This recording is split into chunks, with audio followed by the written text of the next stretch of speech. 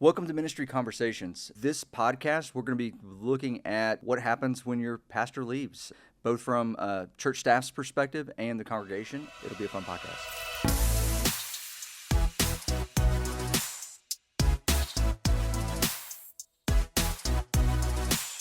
This is Ministry Conversations. Join us as we sit down with ministry experts from across Texas Baptist life and answer practical questions for effective ministry. We want to help your church fulfill the Great Commission fueled by the Great Commandment. Yeah, so my name is Clay Jacobson. I'm the director of the cooperative program. For those of you who don't know what that is, which is most of you, the cooperative program is how our churches actually pull resources to be able to accomplish more for the kingdom across the state of Texas. And so it basically funds all of this that we do as Texas Baptist. But I don't get to manage that money. My boss does. So, yeah. Absolutely. Yeah. Aaron, why don't you introduce yourself? And Aaron Summers, 90 days in, actually. I got my 90-day chip just the other day, so I was really impressed. And I didn't get that. I was really wonderful. I enjoyed that. But I coordinate pastorless churches. Now, what does that mean? Well, I help churches find pastors and pastors find churches. Somewhat like the transfer portal in college football right now, but that's a whole story for another day. But well, let's start somewhere that it's kind of interesting. What do you think the most common reactions churches have when the pastor announces they're stepping down? that's pretty much what they do. Now, sometimes they do it inside, and sometimes they do it outside. Yeah. Have you seen those Facebook reels where they do the jump scare stuff? Where the guy jumps out and then ah! Well, that's kind of how it is when the pastor resigns. He's doing the jump scare, and the whole church is just like, "What are we supposed to do now?" And everybody runs around in a frenzy, and the staff refreshes their resume and is like, "What do I do now? I'm not sure." So we just need to help everybody just take a breath and settle down a little bit. But yeah, I think a lot of times it's that internal scream that largely goes on during that resignation process. Well, we talk about interim. I mean, that's a term we throw around a lot. Yeah. What is that a holding pattern? What is that? No, well, it's not a holding pattern.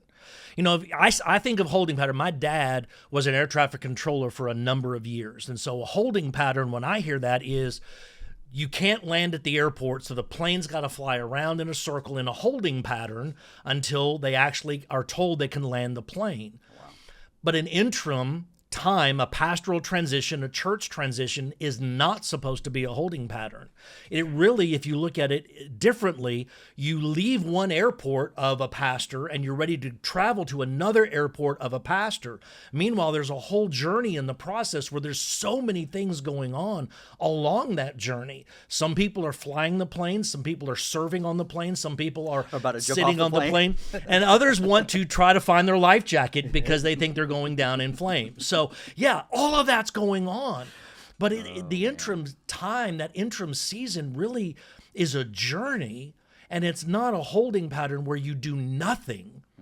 There's still a great commandment. There's still a great commission. There are still things that we need to be doing, and that's why we need to be supporting the staff that's left when the pastor leaves in such a dramatic way. Yeah, I mean, you mentioned pastor staff. Mm-hmm. That's somebody like because of being at Texas Baptist, I got a lot of connections with ministers on staff.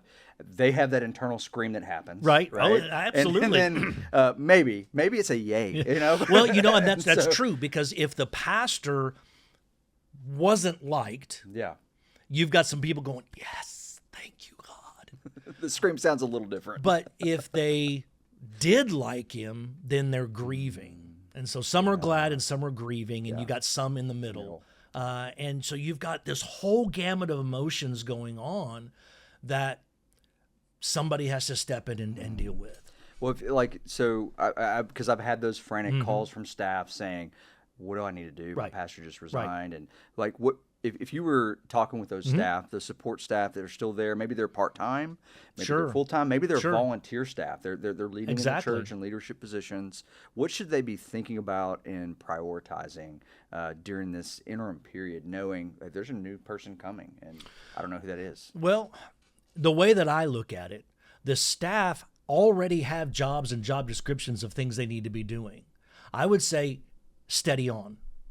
Keep doing what you've already been called to do by God and by that church. Just do what you're supposed to be doing.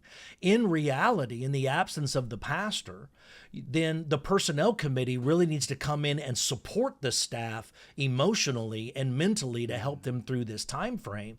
But you've got this whole thing we call deacons that really need to be stepping up and leading out in ministry and service and making sure that the things the pastor was doing still gets done, but they take the leadership role in that area so that your remaining staff can continue to do the things that they are designed and called to do.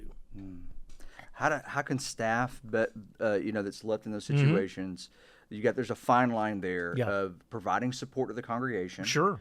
But also not taking on so much. I mean, part of that you've already addressed. Right. But because some of us have hero complexes. We Absolutely. Want to save the day. That's right. That's right.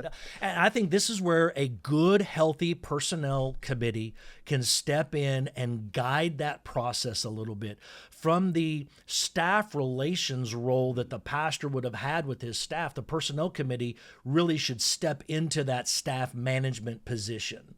And so they're going to help them. They're going to revisit their goals. I think that once the resignation is public, the personnel committee within 48 hours needs to be contacting every staff person and saying, what can I do to help you? How are you feeling about this? Did you already know? Some pastors tell their staff. Yeah. Some pastors don't. I was a person that told my staff. So when I resigned, there was no shock about it because I had let my staff know ahead of time. I had already walked them through what to do in the process, and I'd let my personnel chairman also, he knew before I resigned so that he's ready to step into the role of helping manage the staff with his personnel committee. I think that's the way it should go. Now, I know it's becoming vogue right now for the pastor to make a public announcement prior to them going in view of a call. I know of 2 pastors that did that recently, that they announced to their church. One did it the Sunday before, and one did it the Friday night before in an email, saying to the whole church, I'm going in view of a call, please pray for me. Now, that's a whole nother podcast that we need to have a conversation about. There are goods and bads with that. There are pros and cons to every approach. But in this particular scenario, I have my opinions. I got them too. But we need to assist our staff because the church naturally is going to think, well, the top guy's gone, so the next level down gets to do it all. But the problem is they're probably overworked and underpaid already. So if you're going to overwork them more, all you're doing is you're encouraging burnout by your staff. Yeah. So you really need to let the staff do what they're already designed to do. Let the deacons pick up ministry duties, hospitals, visitations, things of that nature. Yeah. The personnel handles the staff management that the pastor did so that it continues on. Remember, we're on a flight. We're on a journey now. We've just taken off, and we're raising the altitude. And so that's what we need to be doing right now in this beginning time. Well, and shifting from staff to congregation, just thinking through that. Yes. I know it's in vogue right now. The elder thing is really surging. Sure. And that's a whole nother podcast. Absolutely. Pros and cons to that design of church polity. Well, if you think about it, Clay, every church is elder run. Some just call it the pastor. Others have an elder team. But the pastor, by virtue of 1 Timothy 3, is the elder. Yeah. So we're all elder run. It's just a matter of whether you want to recognize it or not. Yeah, I guess the question, elder rule. Sure. Historically, has been more Presbyterian. Absolutely, it has. And I'm seeing a surge in that among Baptists. I am too, especially the younger pastors are leading out in team and teaching team environments. But probably most of our Texas Baptist churches are going to be congregational. Absolutely. And so with that, what are some things the congregation, the church members, should be reflecting on during a pastoral transition? One of the things that they need to be reflecting on is, how did we get here? Because I've talked to 2 different churches recently that they got there, and it's only been a couple of years since they were here before. And it was 3 years before that when they were here before. And so one of the things that they might need to be considering is, how did we get here? Not that they should lay blame on the pastor or lay blame on themselves, because 9 times out of 10, there's a little bit of both, possibly. Yeah.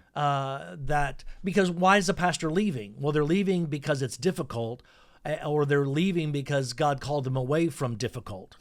But either way, there are issues. Every church has them, right? Absolutely. And so we need to, as a congregation, need to be considering, how did we get here? Secondly, they need to be in prayer more than they have been before, and they need to do it corporately.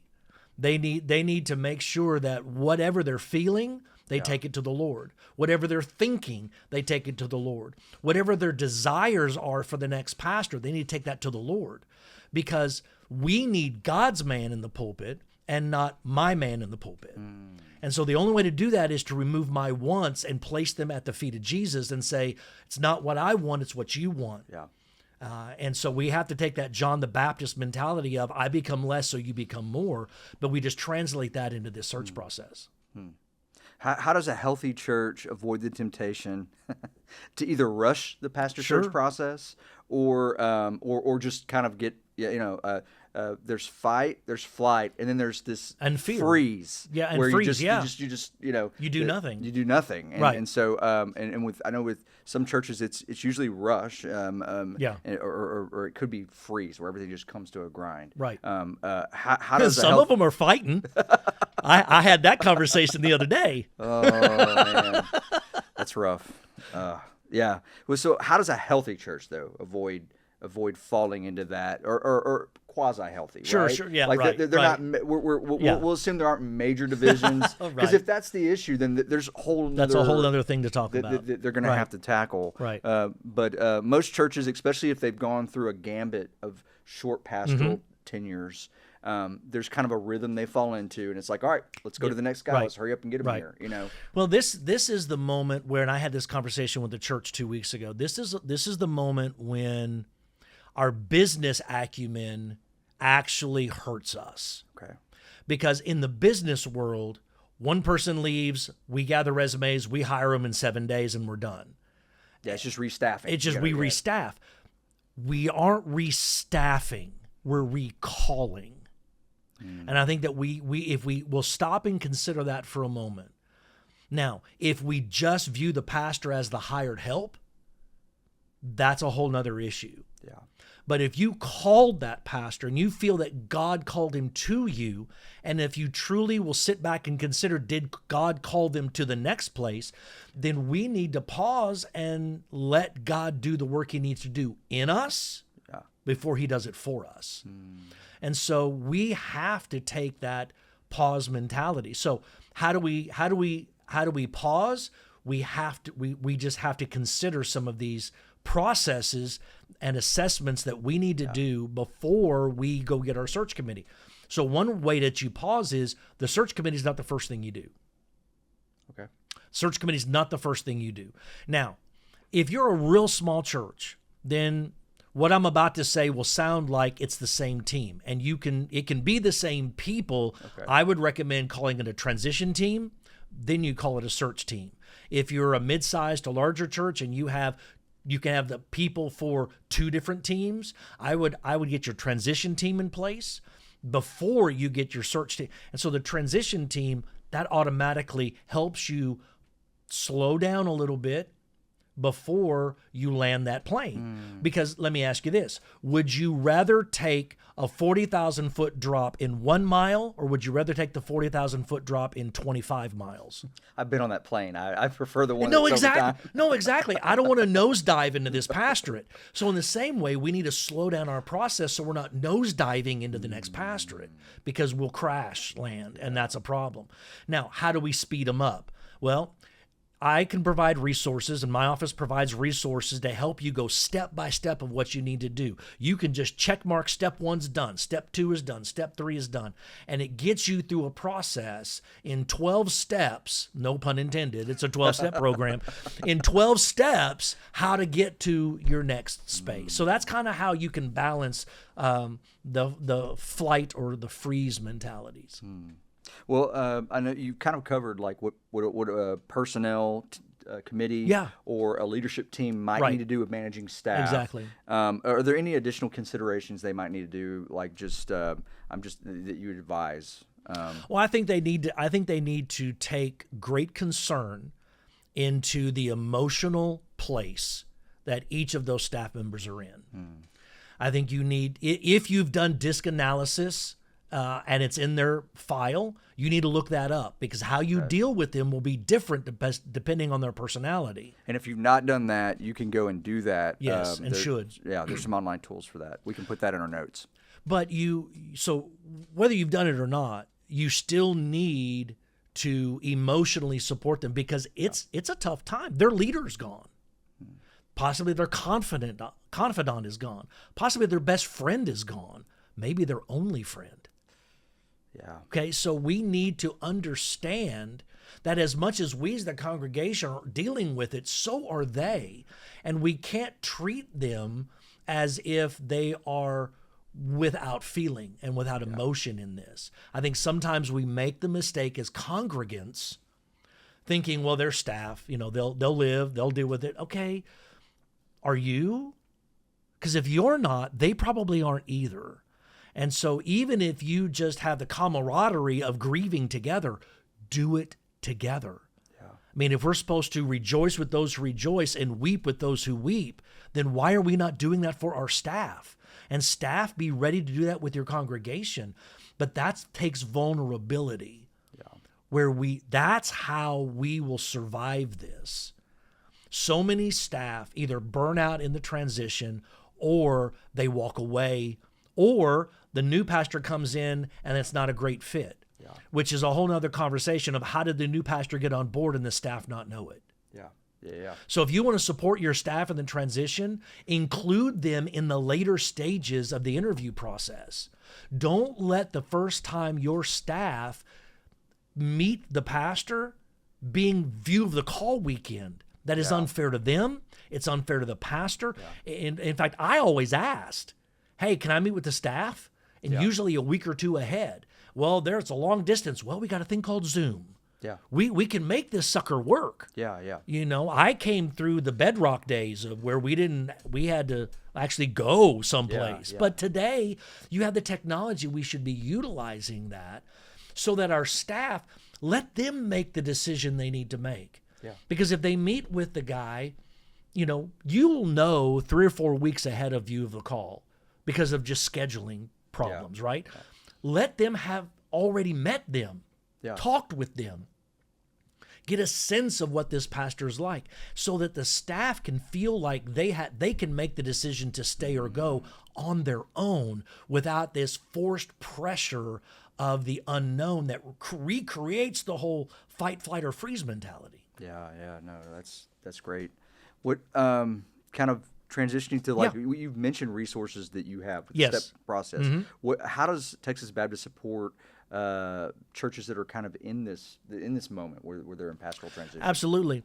I and area reps and directors of missions all are capable of training a pastoral search committee. I've also gone and consulted with the church at a church-wide gathering where I share what we do and why we do it and some of the process as time frames. So we can have church-wide consultations. I can consult with a search team. I can coach a search team, and we can provide those resources, written and verbal, to help support a church and a search team through the process of transition. No, that makes sense. I'm trained as an interim pastor. I've done 2 interims. I've done 1 intentional interim. So for the uninitiated, what's the value of having an intentional interim? I realize it's not a one-size-fits-all. Right, it's not. But for the church that might need it, but may think, you know what, we don't want to put in that kind of work or time. Right. That's usually the negative or pushback I get on that. No, it is. What is the intentional interim, and why would a church need to consider it? Well, first, I think that a church should consider at least a basic interim versus a supply. And here's why. You just fill in the pulpit, then you've got all different kinds of people coming in and out. There's no consistency. My wife was and still is in heart a childhood minister. And so one of the things that I learned from her regarding this process is the need for consistency. Kids need consistency. They want to see that same teacher every time they walk in the door. They want to see Miss Janie every time they walk in because it just brings them security.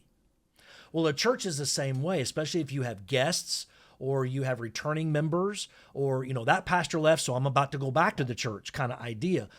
If we have rotating people in the pulpit, there's no consistency. And so even just a basic interim, which just provides consistent voice in the pulpit, I think is incredibly important for stability across the board. You can come to expect what's going to happen on Sunday. You're not coming going, well, is this a dud or is this a good one? Which one are we getting today? But if you have the consistent voice, you'll know maybe they're a consistent dud or they're a consistent great, but at least and it takes a little bit of the anxiety away from what's happening at church today so that we can focus more on what God wants to do today. That's awesome. Now, they don't provide a lot of leadership. They don't provide a lot of the training. They do some, but an intentional interim gets a bad rap sometimes. Because some people will say, well, we're not that broken. We don't need an intentional interim because they think it's only for the broken churches. Gotcha. It is, but it's also for those churches that just need some intentionality about their search process. You have a pastor. My friend Clint left First Mount Pleasant here a while ago. 32 years. Oh, yeah. I love Clint. He's an 32 awesome years pastor. He was there, right? Yeah. Well, that's a long time.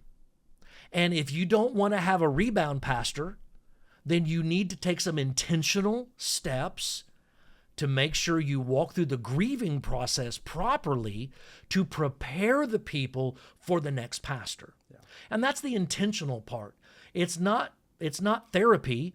It's just assistance and consistency and stability and structure and training that these guys can bring to the table in times of grief or in times of grumbling. I mean, if it's been a difficult departure for the pastor, either they left under difficult circumstances or were asked to leave, well, that's hard.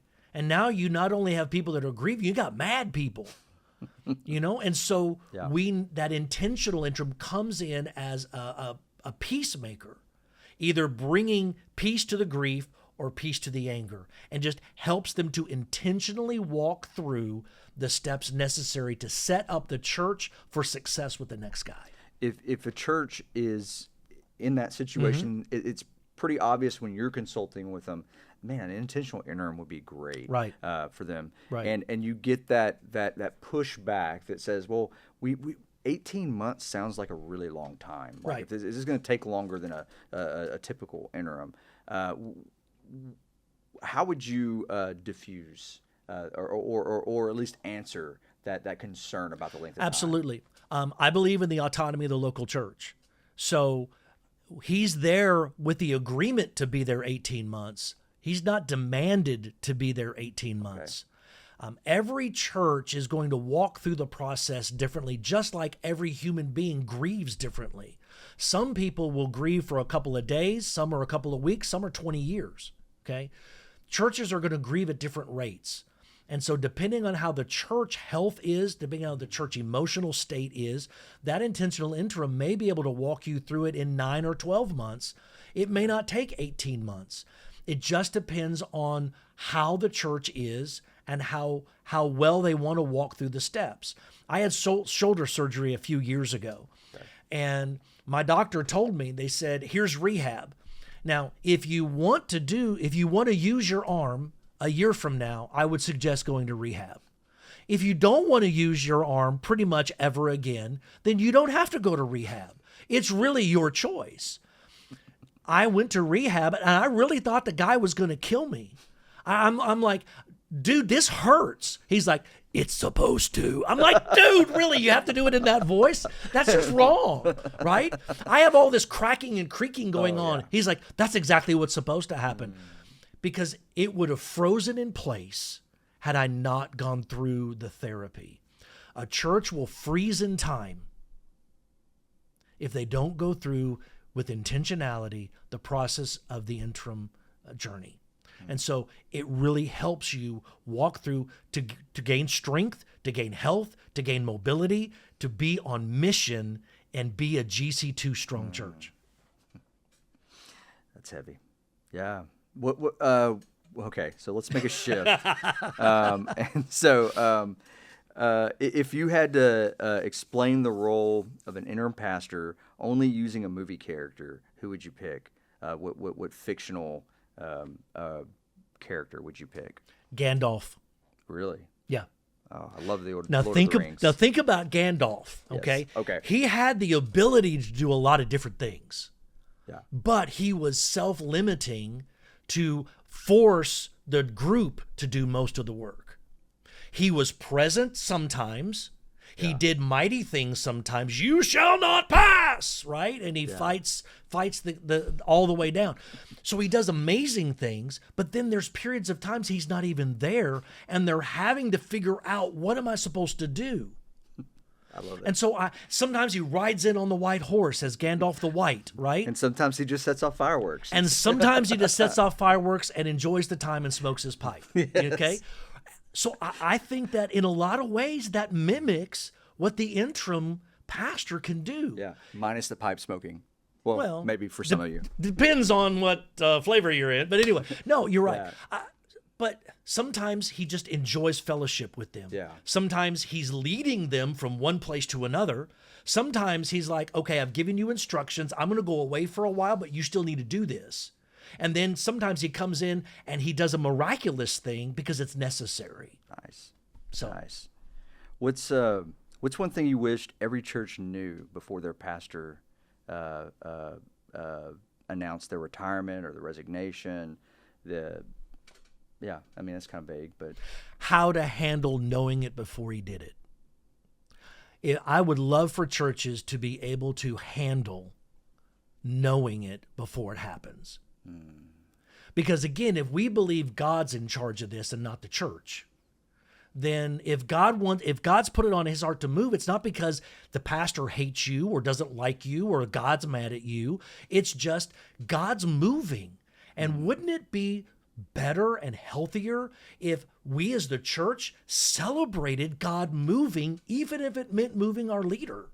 Well, and every church is going to have at some point their leader resign or retire because, and sometimes that happens in the pulpit, and the resignation is that they fell over dead. And so, exactly, because we're finite, right? Exactly. I mean, leaders are not going to be there forever, right?